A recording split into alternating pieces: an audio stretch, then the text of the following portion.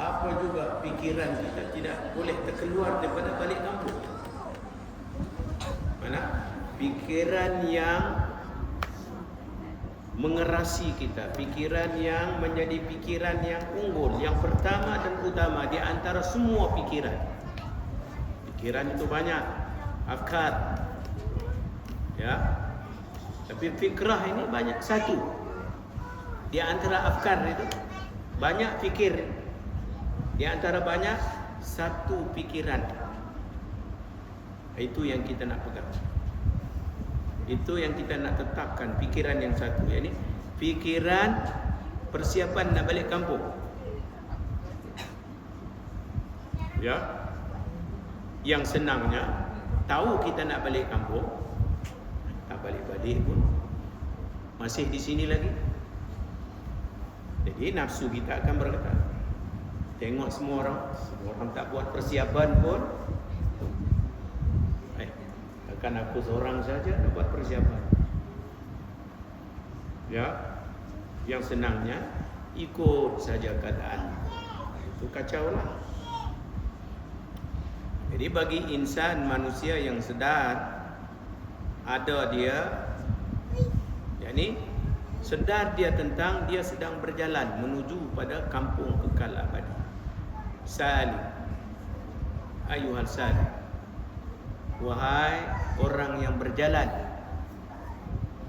menuju pada Tuhannya. Ya, kita tahu itu. Tahu kita ini sedang menuju pada satu destinasi.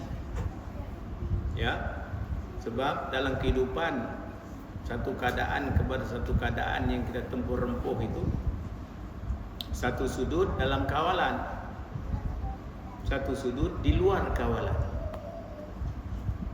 Dalam kawalan itu kita panggil ikhtiari, yang kita peringatkan diri kita tadi waktu Jumaat tadi.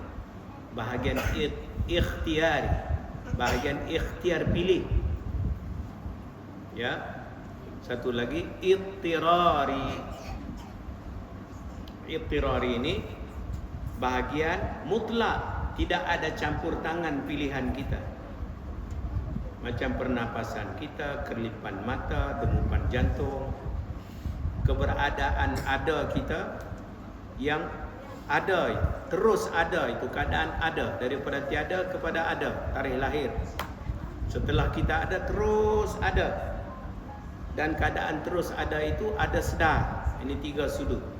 Ni'matul ijad, ni'matul imdad, ni'matul huda war rasyad. Maka tiga nikmat ini berhubung rapat dengan kalimat la ilaha illallah.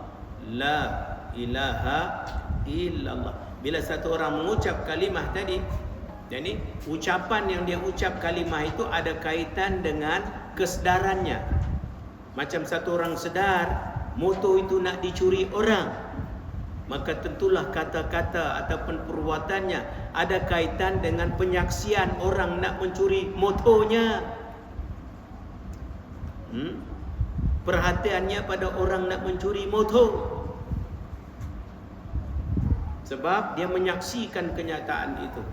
Maka apabila dia menyaksi satu keadaan, maka apa yang dia saksi itu akan mempengaruhi pada fikirnya, rasanya, kata buatnya. Ada tak ada? Kita sentiasa dipengaruhi oleh bi'ah, suasana keadaan. Maka bagi orang yang beriman, yang sudah naik tahap kesedaran pada ilmunya, yakni sedarnya bi'ah yang pertama yang terwujud dalam diri insan mukmin, bi'ah batin, bukan bi'ah zahir. Bi'ah yang zahir ini kita boleh kawal dan tak boleh kawal juga. Benda zahir bukan semua boleh kita kawal, tapi di dalam kita boleh kawal. Kawal di dalam. Kalau dapat kita kawal di dalam dengan baik, maka yang luar itu akan terkawal. Kalau dapat kita kawal diri kita waktu berada di bulatan pertama ini bulatan rahmah, bukan bulatan fadlah. Sana bulatan kedua, bulatan fadlah, limpah kurnianya. Di sini bulatan rahmah, yakni bulatan kasih sayang. Ini supaya bila kita keluar sana, kita alami, rasai melalui sesuatu. Di sini tempat alami, rasai tanpa sesuatu. Mengalami, merasai dengan sesuatu, mengalami, merasai tanpa sesuatu. Itu iman. Tapi kita bila masuk tempat ini, tak ada apa yang nak dirasa. Tempat kosong. Ya, antara masjid, antara mosque dan mall. Masuk mall boleh rasa. Dia masuk mosque, sebab mosque kosong, bilik kosong. Nak rasa apa tuan si? Bilik kosong. Kalau masuk mall, wajib boleh berehat, berjam, berehat. Rasa tak nak keluar dah. Tapi kalau masuk mosque, Allah, tuan saya pula ada hari ini lambat sikit nak keluar. Ya, zikir tentu panjang malam ni. Ya, sukar sikit. Sukar sikit. Ini keadaan kita ini, alami, rasai berkait dengan sesuatu, alami, rasai tanpa sesuatu. Orang beriman ini ada iman, ini pegangan kepercayaannya ini. Dia pegang, percaya ada yang mengadakan segala yang ada ini. Itu dikait dengan terjemahan yang dia sebut, La ilaha illallah. Bila dia sebut La ilaha illallah itu, kalimah yang dia sebut itu. Ini kalimah yang dia sebut itu berkait rapat dengan keberadaan ada sesuatu yang sebenar-benar ada. Mendepani ada yang diadakan. Ada yang diadakan itu ada, tapi ada setelah tiada baru ada. Di antara ada yang terus ada yang boleh ada dan boleh tiada, mana kita terpaut lebih? Satu tangan ada terus ada, RM10, sini RM10,000, ada sekejap saja pegang bagi balik. Mana nak? Mana? RM10 ambil terus.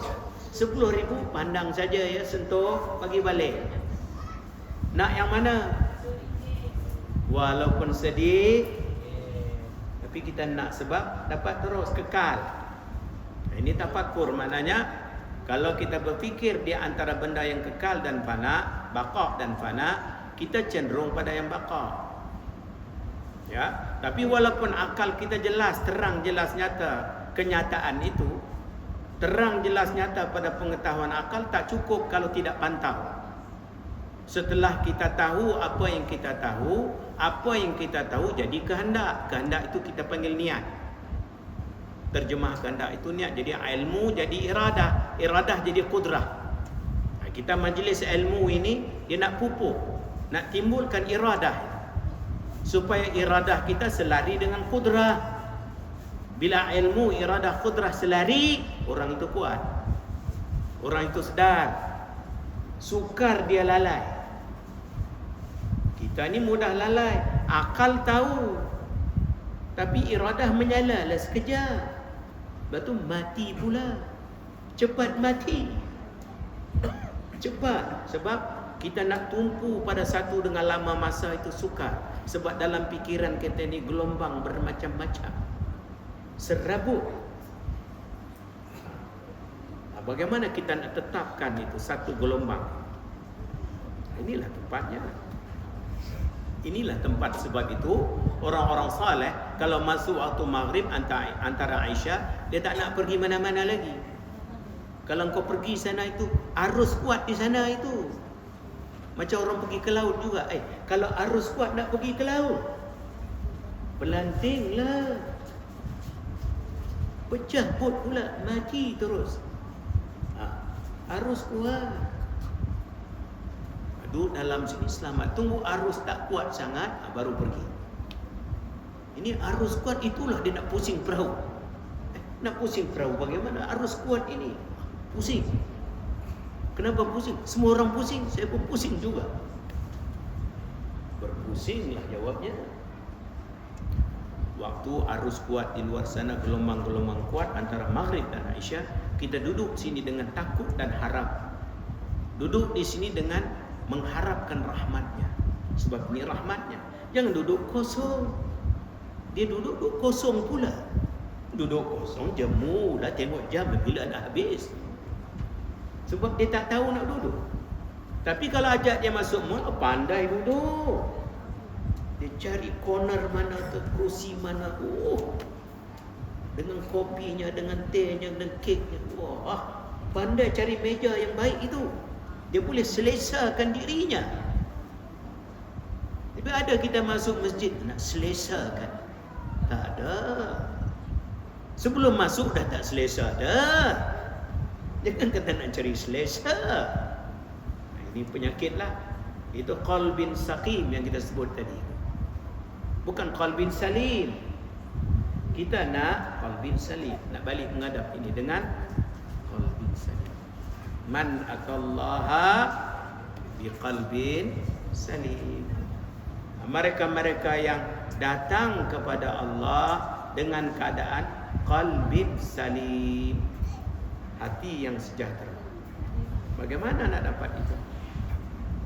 Nah, inilah jalan yang kita buka ini. Waktu Maghrib dan Isya, jangan lihat, duduk. Duduk itu jangan pula duduk jadi tak ada pusatan tumpuan itu. Duduk dengan sungguh-sungguh, duduk dengan. Kita tahu waktu kita duduk di tempat bulatan pertama ini, bulatan rahmat ini, sebelum kita nak pergi mengecap bulatan fadlah, yakni kurnianya, kita alami rasai melalui sesuatu. Di sini tempat kita alami merasai tanpa sesuatu, yakni kita alami rasai melalui kepercayaan. Kita percaya nanti kita keluar di sana, dia akan bagi kita alami rasai melalui sesuatu. Yang kita alami rasai melalui sesuatu itu, siapa bagi? Dialah af'alnya, bukan ada af'al yang lain. Jadi kalau kita sudah yakin kita akan dapat apa yang kita dapat di bulatan kedua di sana, pemberian dia, yakni tempat di sini, tempat zat ini, sana af'al, asma, sifat, sini zat, tempat tenggelam garam. Masalah kita, pikiran kita terputus. Bila nampak saja di sana, tak nampak perbuatannya. Di sini tempat latih supaya ingat, nanti engkau bila mengecapi sesuatu yang engkau kecapi melalui sesuatu yang nampak, itu pemberian dia, itu fadlahnya.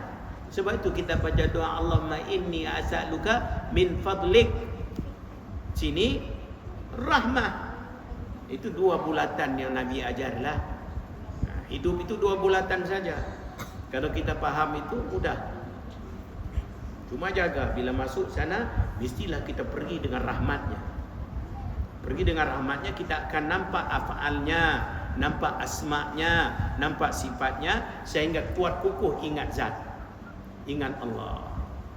Kalau kita terjun di sana bulatan kedua, lalai, mana kita tak nampak. Kita pergi sana dengan nafsu, kita pergi di sana dengan kelalaian.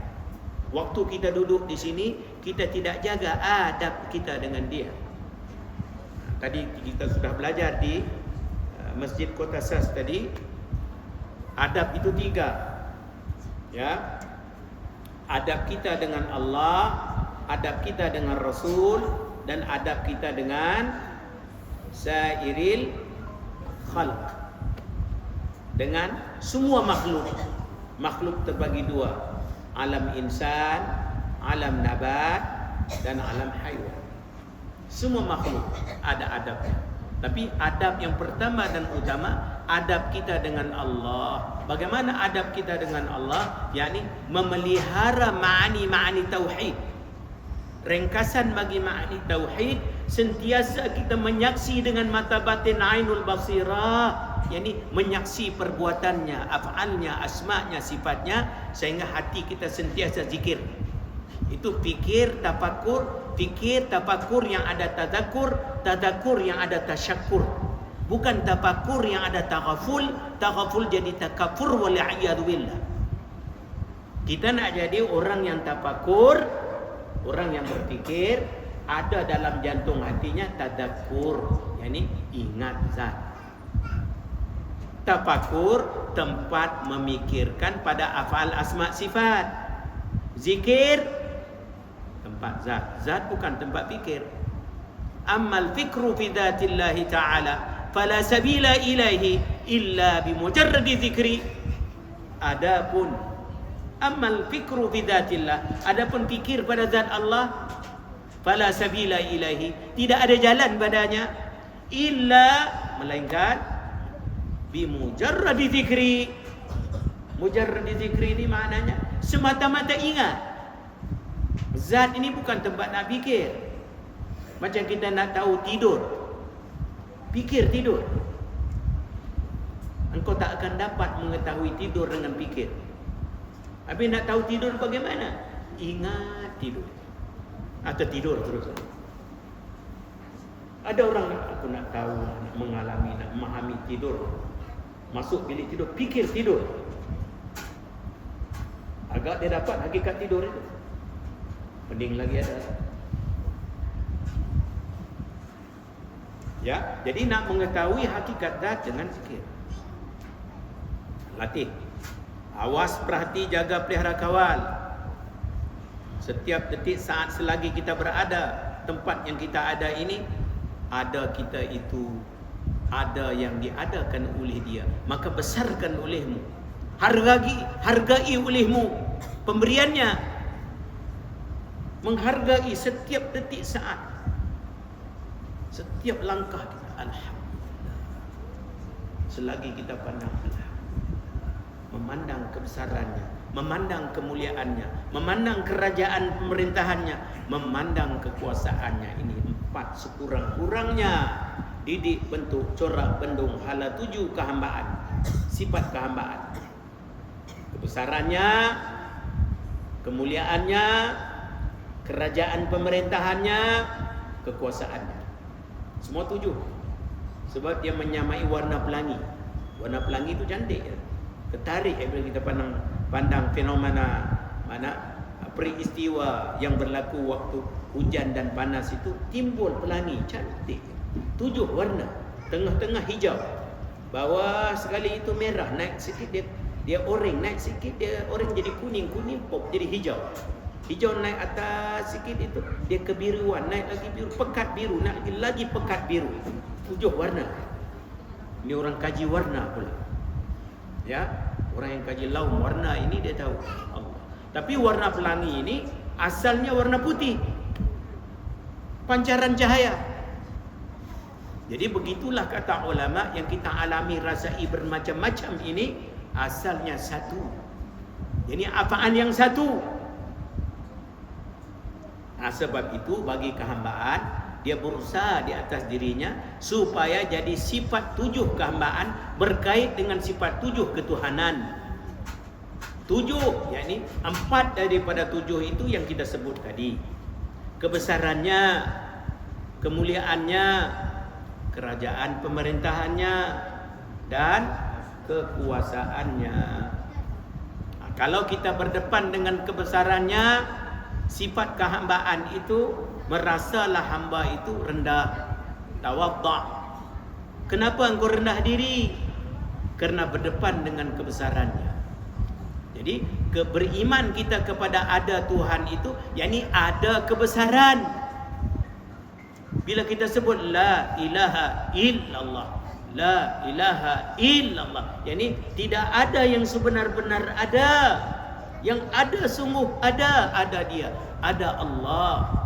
yakni ada kebesarannya, ada kemuliaannya, ada kerajaan pemerintahannya, dan ada kekuasaannya. 4 sekurang-kurangnya. Semua 7. Ya, lagi 3, ada kehebatannya, ada ilmu hikmahnya, dan ada kemegahannya. 7 lah itu. Tapi sekurang-kurang latih 4. Bila hamba ingat kebesaran Tuhan, maka dia mengalami merasai rendah. Sebab berdepan dengan kebesaran Tuhan. Maka hamba merasai hina. Kenapa?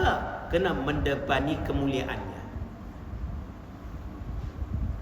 Hamba mengalami merasai tunduk taat. Kenapa? Mendepani kerajaan pemerintahannya. Ya, kita mendepani kerajaan pemerintahan sultan. Boleh tak ikut protokol? Kena tongkol lah nanti. Mesti ikut protokol. Itu mendepani kerajaan pemerintahannya. Jadilah hamba itu takhadda'. Takhadda' dengan makna tunduk patuh mendepani kerajaan pemerintahan Tuhan. Dan akhir sekali, jadilah hamba itu serah dengan sebab mendepani kudrahnya. Itu 4. Pertama, mendepani kebesarannya, jadi rendah hamba itu. Mendepani kemuliaan Tuhan, jadi hina hamba itu. Mendepani kerajaan pemerintahannya, jadi tunduk patuh taat hamba itu. Mendepani kekuasaannya, jadi serah hamba itu. Ada tak ada 4 sifat hamba, 4 sifat ketuhanan itu? Sekurang-kurangnya kita ingat itulah. Banyak sangat bercakap, hilang pula. Sekurang-kurang hafal 4 itu dulu. Malam ni kita belajar 4. Kebesaran Tuhan, kerendahan. Kemuliaan Tuhan, kehinaan. Kerajaan pemerintahan Tuhan, tunduk patuhku. Ya. Dan kekuasaan Tuhan, serah. Cara latihnya, pejam mata, duduk, ingat. Ingat kebesaran Tuhan, rasakan di hati kecil itu rendah. Ingat kemuliaan Tuhan, rasakan di hati kecil itu hina. Ingat kerajaan pemerintah Tuhan, rasa tunduk patuh pada pemerintahan. Ingat saja kekuasaannya, rasa serah padanya. Boleh buat? Senang saja amalan. Pejam mata, duduk senyap, hadirkan 4 makna tadi. Makna ada Tuhan, bila engkau percaya ada Allah, mana ada kebesarannya, ada kemuliaannya, ada kerajaan pemerintahannya, dan ada kekuasaannya. Jelas itu ya. Setelah kita jelas pada akal kita, untuk apa? Untuk kita amalkan. Bagaimana amalkan? Duduk, ingat kebesaran Tuhan. Bila ingat kebesaran Tuhan, cari mana kerendahannya, mana? Rendah tak ada pun nak kacau. Macam mana rendah tak ada? Engkau berdepan dengan orang besar, takkan nak kena fikir, saya nak fikir 4 jam bagi rasa rendah. Tak ada. Kita kalau tahu saja dengan pengetahuan yang putus yakin, yang tidak ada syak, zan dan waham, orang ini orang besar, spontan terus rasa rendah dah. Tahu orang ini orang mulia, terus rasa hina. Tahu ini orang kerajaan, ini tuk hakim, nak patuh dah. Tak nak pecah undang-undang. Tahu ini orang berkuasa, nak serah. Boleh pula ya. Itu benda yang nampak ya. Itu kita banyak terjebak dengan yang nampak. Banyak kita ini sudah jadi mahjub. Ya, terhijab dengan benda yang nampak. Yang nampak tidak menampakkan yang tak nampak. Yang nampak tidak menampakkan yang nampak. Yang tak nampak. Yang nampak tidak menampakkan yang tak nampak. Yang nampak apa? Yang nampak juga. Itu mata kasar. Setiap manusia wajib ada 2 mata. Satu mata kasar, satu mata halus. Mata halus ini berkait dengan iman. Bila kita kata aku beriman, makna aku ada mata halus. Itu maknanya. Dia kata, Tuan Syekh, saya tadi ada ain basirah. Tak ada. Tak ada. Engkau ada iman atau tidak? Ada. Apa makna iman? Percaya ada yang tak nampak. Kalau percaya ada, tentulah kepercayaan itu menampakkan apa yang kau percaya. Engkau percaya ada hantu, tentulah kepercayaan ada hantu itu menimbulkan soal ternampak-nampak hantu itu. Walaupun tak nampak. bunyi kereh, dialah tu. Ya, nampak tak nampak itu? Iman dia akan membukakan pandangan. Karena pengetahuan kita yang kita tahu, sesuatu yang kita tahu berkaitan dengan apa saja yang kita tahu. Yang kita tahu itu kita terima, percaya, serah tanpa fikir panjang. Maka apa saja yang kita terima, percaya, serah, TPS, terima, percaya, serah tanpa fikir panjang lagi. Yang kita terima, percaya, serah tanpa fikir panjang itu akan mencetuskan rasa. Itu hukum badan, itu hukum diri, undang-undang diri. Bila kita terima, percaya, serah sesuatu yang kita terima, percaya, serah. Katalah doktor kata, awak ini ada sakit kencing manis. Kita terima, percaya, serah kata doktor itu. Lembut kaki Pak Haji dah, tak boleh berjalan. Hanya kata doktor, awak ini ada kanser. Nak jatuh dah. Tadi Pak Haji cerdas. Kuda pun kalah, Pak Haji lari. Tapi bila doktor cakap, kami dapati Tuan Haji, dalam darah Tuan Haji didapati ada kanser. Pak Haji dengar tersandar. Tersandar. Kenapa itu? TPS, terima, percaya, serah tanpa fikir panjang. Apa juga? Cinta kasih begitu juga. Yang jadi cinta kasih berkasih ini, dia terima, percaya, serah, cakap kekasih. Bang, saya kasih dengan awak. Mudah cengit Pak Haji dah. Ya, saya ingat selalu siap. Bila dia terima cakap. Tapi kalau cakap itu dia fikir, betul ke engkau ni? Alamat sekilah. Ya, sebab dia tak terima lagi. Semuanya punca daripada TPS. TPS tu yang kita sebut supaya mudah faham dalam bahasa kitab, tasdiqun bil qalbi. TPS lah itu. Cuma bahasa kitab ini kalau kita pakai jauh, tak faham. Jauh. Kita pakai bahasa dekat jadi itu maknanya lah itu. Tasdiq. Itu mana tasdiq? Tasdiq ini penerimaan yang mutlak dalam bil qalbi. Sehingga dengan tasdiq itu iqrarun bil lisan. Sehingga iqrar bil lisan wa amalun bil arkan. Itu hakikat iman lah. Ya, kepercayaan ada 3. Ya. Ada bahagian qalbi, ada bahagian lisan, dan ada bahagian jawari. 3 itu memain peranan. Jadi ada kita ini ada 3 lah. Ada kata buat dan ada fikir rasa. Fikir rasa itu qalbi. Kata buat itu qauli fi'li. Qalbi, qauli fi'li itu bukan rukun sembahyang. Sembahyang ya. Cuma kita tak pakai kalimat itu. Sudah ada dalam kitab itu. Ya, bila kita pakai bahasa begitu, Tuan Sani cakap, tak ada dalam kitab. Tak ada dalam kitab. Kau baca bagi betul. Bila dia tanya kita, pap jawab. Ini Tuan saya cakap sudah digaji dah. Bukan dia cakap kosong dah. Dia sudah ada semua itu, backup. Ya, tinggal lagi kita bila dah faham, masukkan dalam terus. Supaya terpasak dalam jantung hati tetap. Kehadiran kita itu tak dipukul. Ya, kekuatan kita di manakah kita meletakkan pusatan tujuan. Jaga adab kita. Baiklah, Aisyah sudah masuk.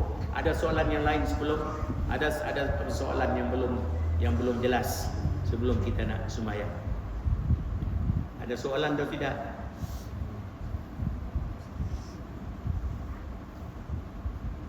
Siapa-siapa yang ada soalan boleh tanya.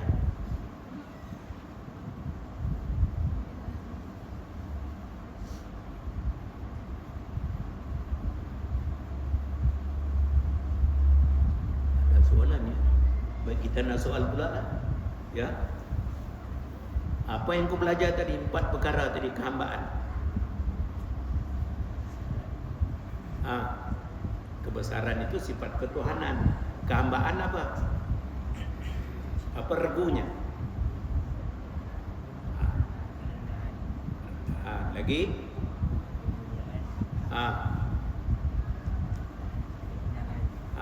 Sudah 2, 3. Kerajaan pemerintahan, tunduk patuh, taat. Lagi?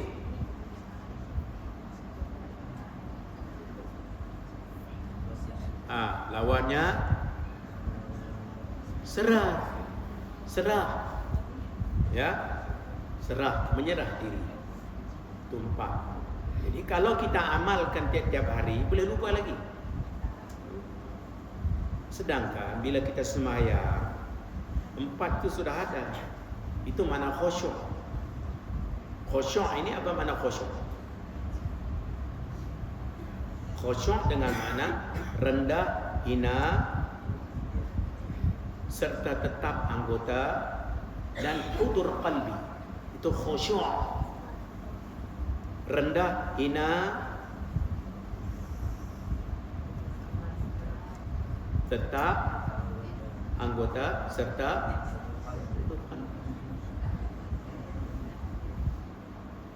ya, mana rendah, hina diri. Ini isyari tauhid. Tetap anggota ini isyari PK. Hudur qalbi ini isyari tasawuf. Jadi kalimat khusyuk berhimpun pada kalimat khusyuk itu tauhid, PK dan tasawuf. Maknanya kalau kita sembahyang mesti ada rendah, hina. Rendah itu sebab mendepani kebesarannya, hina sebab mendepani kemuliaannya. Sudah ada dalam sembahyang. Tak boleh lupa lah. Sebab bila kita nak sembahyang, engkau nak sembahyang, apa itu sembahyang? Tunduk bangun baca-baca. Satu sudut itu, sudut yang penting, yang paling hebat, yang paling besar dalam sembahyang itu. Bila kita masuk sembahyang ini kita nak masuk menerima rahmatnya. Macam nanti kita tak sabar nak keluar, nak menerima fadlahnya.